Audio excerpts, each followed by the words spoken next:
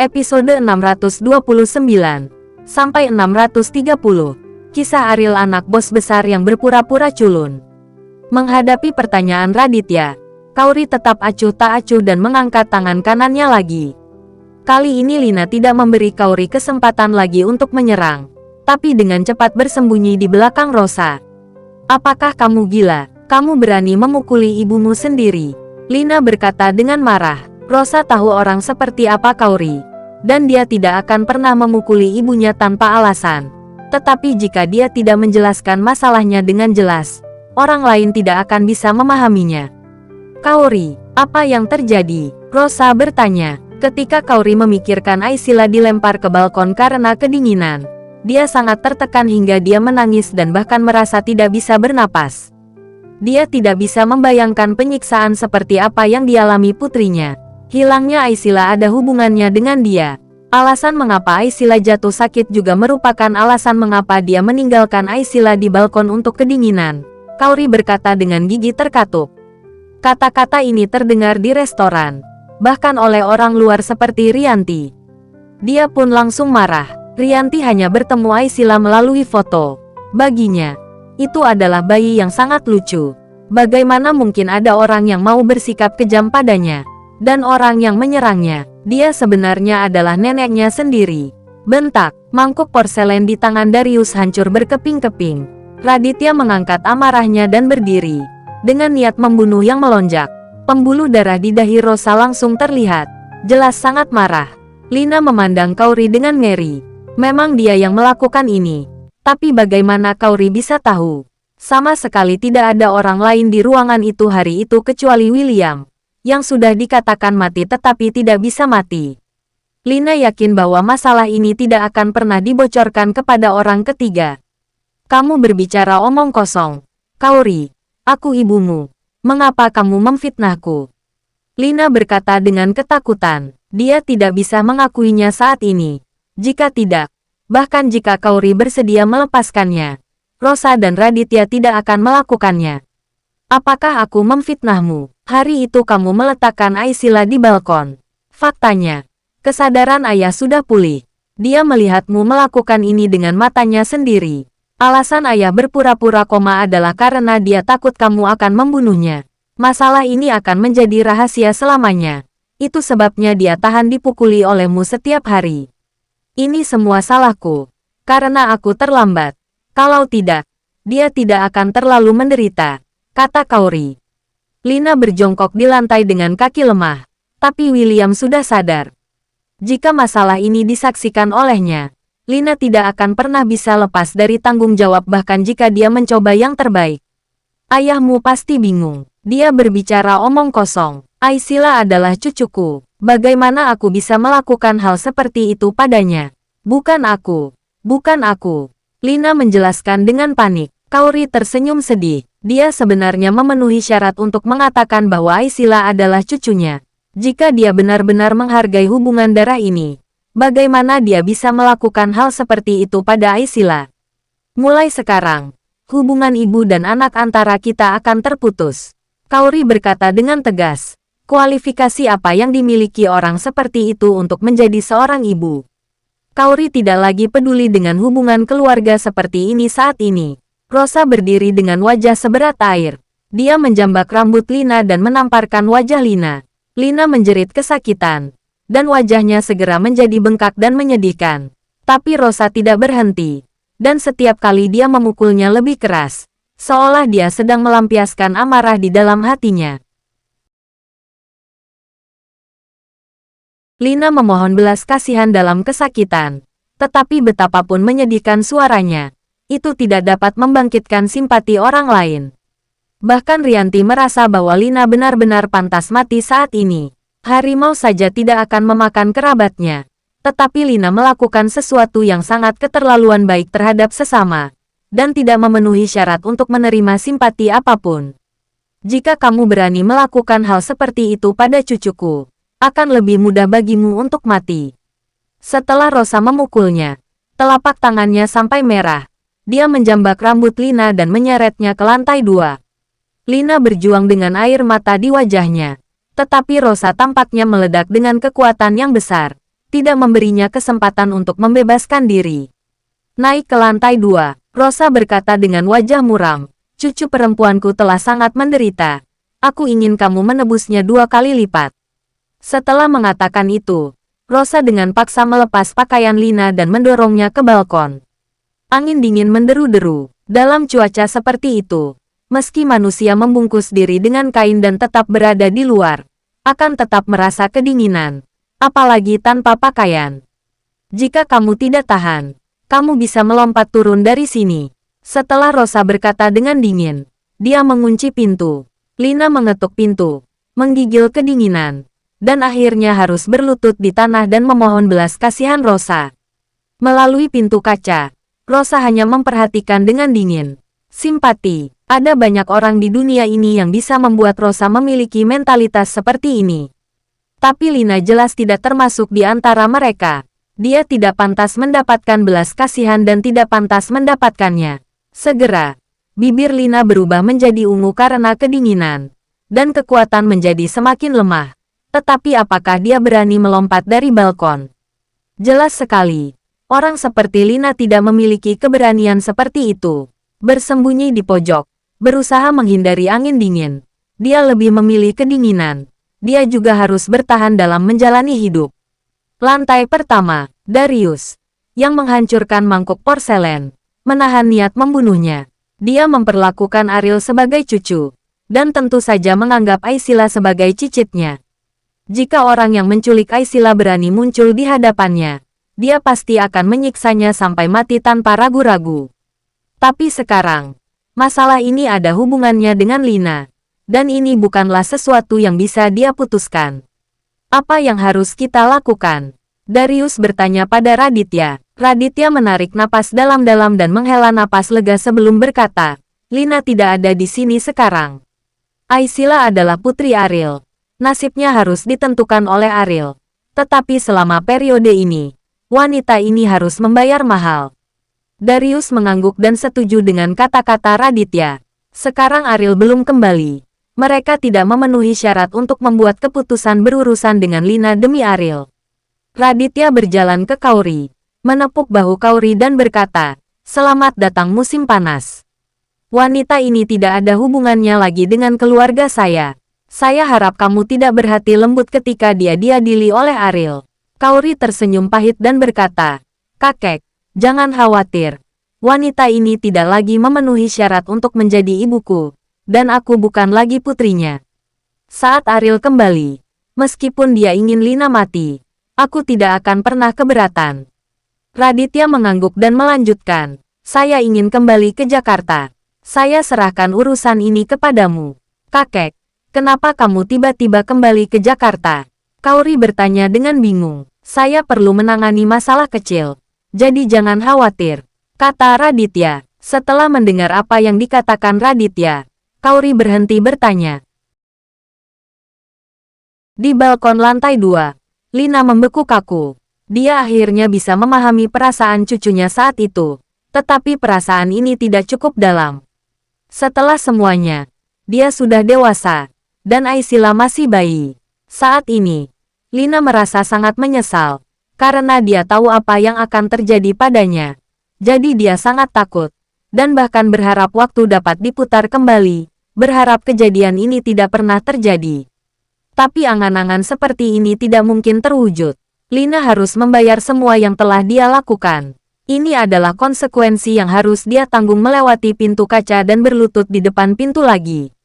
Dia memohon belas kasihan pada Kauri. Kauri menatapnya dengan dingin. Meskipun orang di luar pintu adalah ibunya, perasaan ini tidak berarti apa-apa bagi Kauri. Inilah yang diderita anakku. Kamu juga harus mencobanya saat ini, Kairi berkata dengan tenang. Kauri, tolong, izinkan aku masuk. Aku tidak tahan lagi. Apakah kamu ingin melihatku mati kedinginan? Lina menangis. Jangan khawatir. Aku tidak akan membiarkanmu mati kedinginan. Bagaimana kamu ingin mati hanya bisa diputuskan oleh Ariel? Kauri berkata dengan tegas. Aku ibumu. Aku melahirkanmu. Kamu tidak bisa memperlakukanku seperti ini. Kamu akan disambar petir. Lina berteriak keras. Kauri memandang Lina dengan wajah mengejek. Guntur menyambar dari langit. Bahkan jika ada sambaran petir dari langit, dia akan membalaskan dendam Aisila. Karena ini adalah tanggung jawabnya sebagai seorang ibu. Kaori berkata dengan kejam. Episode 630. Bandara Jakarta. Ketika Raditya muncul, seluruh orang kaget. Lagi pula, bagi orang-orang, Raditya sudah mati. Dan sekarang dia tiba-tiba ada, pasti akan mengejutkan banyak orang. Bagi Suseno, Raditya selamanya menjadi sampah di matanya. Tapi bagi orang di Jakarta, Raditya adalah orang setingkat pencabut nyawa, dijuluki sebagai iblis. Dan kekacauan yang pernah dia timbulkan di Jakarta adalah sesuatu yang tidak bisa diremehkan oleh siapapun. Pada saat ini, keluarga bangsawan yang menentang keluarga Wibowo gemetar setelah mengetahui bahwa Raditya kembali. Takut Raja Iblis akan datang untuk menanyai mereka. Tetapi ketika Raditya kembali dari perjalanan ini, dia tidak berniat menyelesaikan masalah dengan siapapun. Sekarang dia tidak memiliki keinginan untuk memenangkan kekuasaan, dan statusnya tidak berharga bagi Raditya. Selama Aril bisa memasuki level itu, itulah yang disebut hak di dunia. Itu hanyalah awan yang mengambang. Saya tidak tahu berapa banyak orang yang harus takut, kata Darius sambil menghela nafas. Raditya tersenyum tenang dan berkata, bagi saya, semua yang ada di sini tidak ada artinya. Tidak sebaik taman di gunung. Darius tahu bahwa semua pikiran Raditya tertuju pada Aril. Dia sama sekali tidak peduli tentang Jakarta. Tapi ini tidak menghalangi dampak kepulanganmu. Orang yang seharusnya takut pasti tidak akan bisa tidur nyenyak di malam hari selama periode ini. Mungkin, Raditya menghentikan taksi. Setelah keduanya masuk ke dalam mobil, Darius memberitahu pengemudi alamat tujuan mereka. Sopirnya penduduk asli Jakarta, jadi dia juga cukup mengenal keluarga Wibowo. Sangat disayangkan dengan kematian Raditya dan Hengki, keluarga Wibowo menjadi kesepian di Jakarta. Kamu dari luar kota kan? Dulu ada keluarga yang sangat terkenal di tempat ini. Setelah Raditya dan Darius saling memandang, Darius bertanya kepada pengemudi sambil tersenyum, keluarga yang sangat terkenal, sangat berkuasa. Tentu saja. Keluarga Wibowo. Mereka membual. Kalian orang luar tidak mengetahui energi keluarga Wibowo. Tetapi penduduk setempat mengetahuinya dengan baik. Raditya dibesarkan di Jakarta beberapa tahun yang lalu. Dia adalah salah satu orang penting. Saya dengar bahwa bahkan banyak orang di atas kami sopir itu tiba-tiba mulai menghela nafas dan menghela nafas. Sayang sekali keadaan tidak dapat diprediksi. Keluarga Wibowo berada dalam masalah tahun ini. Setelah Raditya meninggal dalam beberapa tahun terakhir, keluarga Wibowo dan Hengki dapat mendukungnya. Tetapi sekarang bahkan Hengki sudah meninggal. Saya mendengar bahwa wanita penjara sesuatu yang keterlaluan. Sambil tersenyum, mendengar hal tersebut, pengemudi terlihat tidak puas dan menginjak rem, seolah ingin berdebat dengan Raditya. Orang tua, saya tidak suka mendengar apa yang Anda katakan. Keluarga Wibowo telah melakukan banyak kegiatan amal. Saya mendengar bahwa sumbangan tahunan mereka lebih dari 7 miliar.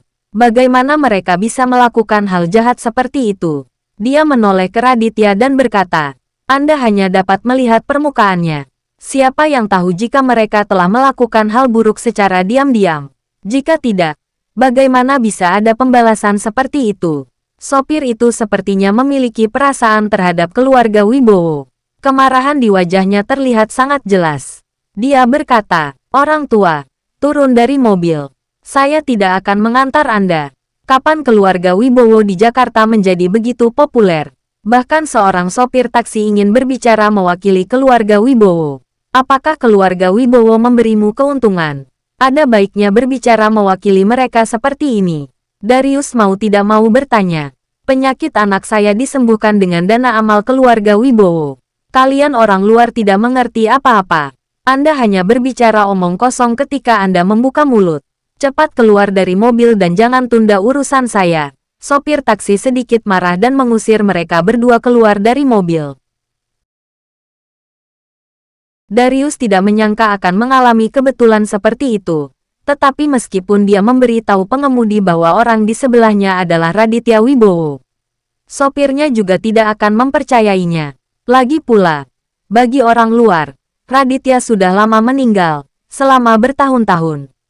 Kami benar-benar tidak mengerti apapun. Mohon bersabar, kirimkan kami ke sana dulu. Jika Anda tidak puas dengan apa yang saya katakan tadi, saya akan meminta maaf kepada Anda. Melihat sikap tulus Darius, amarah pengemudi itu semakin melunak. Lupakan saja. Aku terlalu malas untuk berdebat dengan kalian. Tapi aku tidak tahu apa-apa di masa depan. Jadi sebaiknya jangan menilai orang lain secara sembarangan. Berhenti dan lanjutkan perjalanan. Raditya sangat emosional. Tempat yang dulunya sangat familiar baginya kini menjadi sangat aneh. Bahkan banyak tempat yang berubah drastis. Akhirnya, mobil berhenti di depan kompleks keluarga Wibowo. Dan pengemudinya mengingatkan mereka berdua. Lihat saja tempat ini dari kejauhan. Kudengar tidak ada seorang pun di keluarga Wibowo yang ada di rumah akhir-akhir ini. Dan ada pengawasan, kamera di sekitar sini. Anda tidak dapat melarikan diri jika kehilangan sesuatu. Darius tidak bisa menahan tawa. Pengemudi yang emosional itu mengingatkan mereka untuk tidak mencuri. Tampaknya perasaannya terhadap keluarga Wibowo sangat dalam. Apakah kamu ingin masuk untuk minum teh? Darius bertanya pada sopir. Masuk. Sopir itu tertegun sejenak. Lalu matanya melotot dan berkata, kamu sangat bangga pada dirimu sendiri. Tahukah kamu di mana tempat ini? Kamu bisa masuk dengan santai. Darius berhenti berbicara dengan langkah Raditya. Dia berjalan menuju pintu masuk kompleks. Sopirnya awalnya berencana langsung berangkat. Tapi dia takut kedua orang ini benar-benar pencuri. Jadi dia menunggu di tempatnya. Ketika Darius mengeluarkan kunci dan membuka pintu, mata pengemudi hampir jatuh ke tanah, dan rahangnya tidak bisa ditutup lebar-lebar. Bisa menggunakan kunci untuk membuka pintu keluarga Wibowo. Pengemudi tahu persis apa artinya ini. Kedua orang ini sebenarnya adalah anggota keluarga Wibowo. Sopir itu sangat terkejut hingga dia menyesali apa yang baru saja dia katakan. Tidak peduli siapa mereka dari keluarga Wibowo, mereka semua adalah dermawan baginya. Dia sebenarnya hampir mengusir kedua orang ini dari mobil. Rasa bersalah yang kuat muncul di hati pengemudi. Dia membuka pintu. Dan setelah keluar dari mobil, dia menghadap ke pintu kompleks keluarga Wibowo. Membungkuk dalam-dalam. Ini adalah permintaan maaf untuk saat ini. Dan juga ucapan terima kasih kepada dana amal keluarga Wibowo yang telah menyelamatkan nyawa putranya. Terima kasih. Terima kasih. Sopir itu berkata dengan penuh terima kasih. Setelah masuk ke dalam kompleks, tata letak rumahnya sama persis seperti sebelumnya. Tidak ada yang berubah. Hanya taman yang ditumbuhi rumput liar dan jelas sudah lama tidak dirapikan. Setelah bertahun-tahun, ini masih merupakan tempat yang kukenal. Raditya menghela nafas. Bawa aku untuk melihat di mana Ariel tinggal, kata Raditya pada Darius. Darius mengangguk dan berjalan menuju halaman lainnya. Tempat tinggal Ariel adalah sebuah ruangan kecil di halaman samping.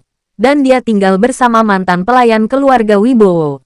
Namun lingkungan ruangan itu tidak sebaik para pelayan. Ruangan kecil itu tertutup debu. Dan semua perabotannya sudah sangat tua. Dari sini saja, Raditya bisa merasakan kesulitan yang dialami Ariel di masa lalu. Saya tidak punya tempat di dunia ini. Jadi saya akan menjadi penguasa gunung di Bandung. Raditya membacakan dengan senyuman di wajahnya sambil melihat tulisan bengkok di samping tempat tidur. Ini ditinggalkan oleh Ariel selama dia tinggal di sini. Sejak saat itu, Ariel menunjukkan keinginan yang kuat untuk membuktikan dirinya. Anak ini memiliki ketahanan yang luar biasa, yang belum pernah saya lihat pada orang lain. Darius berkata dengan kagum. Sangat tidak mudah baginya untuk diam-diam memanipulasi dunia bisnis dan menciptakan kekuatannya sendiri di usia yang begitu muda. Dia diam-diam mengendalikan sebuah perusahaan bernama IMIP. Bisakah kamu menebak apa arti kata IMIP? Kata Darius acuh tak acuh. IMIP, Raditya mengerutkan kening. Jelas sekali. Kedua kata ini untuk menyembunyikan kata Ariel, tapi apa yang diwakili oleh garis vertikal ini? Berdasarkan karakter Ariel, ia sengaja memilih nama ini, yang pasti mengandung arti tertentu. Saya tidak bisa menebaknya, kata Darius sambil tersenyum. Raditya memelototi Darius dan berkata, Apakah kamu sangat bangga? Darius dengan cepat berkata dengan ekspresi serius. Tidak. Menurutku namanya menarik dan aku ingin kamu menebaknya. Bersambung.